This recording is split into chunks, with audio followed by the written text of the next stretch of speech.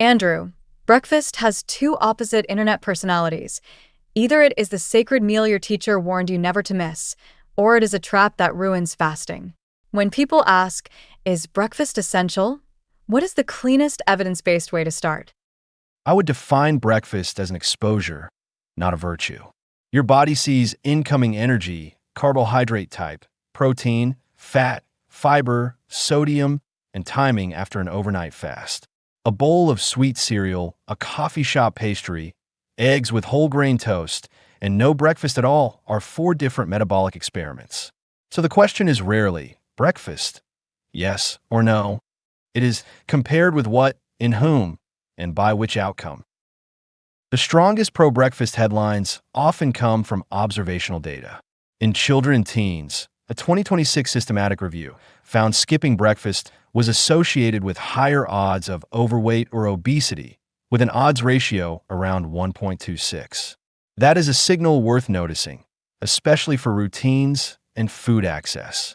But it cannot prove that the act of eating at 7 a.m. prevents obesity, because breakfast skipping travels with sleep, family schedule, income, dieting, activity, and total diet quality.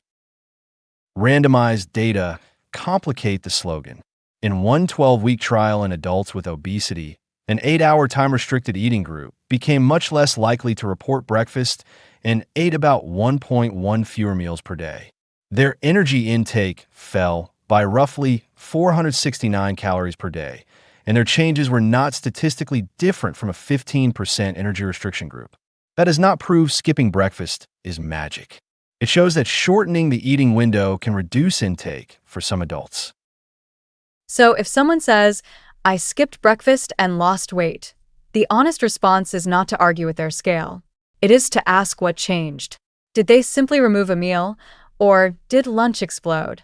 Did they stop snacking at night? Is that the right way to read the trial? Exactly. And breakfast quality can dominate breakfast timing. Government nutrition guidance and the nutrition facts framework push the same practical comparison. Choose foods with more fiber and useful nutrients, and watch added sugars, sodium, and saturated fat. A breakfast that adds protein, fruit, dairy or alternatives, and whole grains is different from a high-sugar drink and pastry. The clock did not change. The exposure did. Who should not treat breakfast skipping like a harmless productivity hack. I am thinking about kids, but also people using insulin or other glucose-lowering medicines, because a missed meal is not just a skipped habit for them, right? Right?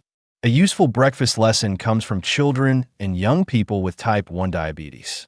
In a pragmatic, randomized crossover study, adding 10 grams of protein to a high GI breakfast lowered mean 3-hour post-meal glucose compared with a high GI meal alone, and low GI options also perform better. That does not mean protein fixes diabetes. It means breakfast composition can change the size and timing of glucose excursions, even with modern glucose technology. What about the breakfast that looks moderate on calories but is ultra-processed? If the label says the same calories and macros, can the body still respond differently after breakfast and lunch? In that exploratory crossover trial, 19 adults without obesity received breakfast and lunch meals matched for energy, macronutrients, fiber, saturated fat, free sugar, and sodium. The ultra-processed condition produced higher postprandial circulating insulin across the day. The mechanism is not settled. Texture, matrix, additives, eating rate, and digestion kinetics are possible suspects. Because the sample was small, I would call it a biological warning light, not a final core true verdict. Appetite is also not just willpower before noon. After an overnight fast, a meal changes stomach stretch, glucose appearance, insulin, gut hormones, and later hunger. But the practical endpoint is simple. Does your breakfast produce steady energy and reasonable hunger at lunch? Or does it create a rapid spike, crash, and grazing? The best breakfast for one person may be no breakfast. For another, it may prevent chaotic evening intake. If someone tries a breakfast routine for 2 weeks, what should make them change course? Are we watching weight only, or also headaches, binge urges, training quality, school attention, glucose readings, and whether the plan feels like dieting in disguise? That is why the cafe breakfast deserves scrutiny. A large online randomized trial tested added sugar warning labels on restaurant menus. For breakfast orders, warning labels reduced added sugar ordered by roughly 2.5 to 3.6 grams compared with control. That is not a dramatic clinical outcome, and it was hypothetical ordering, but it shows that visible sugar information can shift choices. The morning meal is often where dessert enters wearing coffee clothes. There's also a small but interesting second meal idea.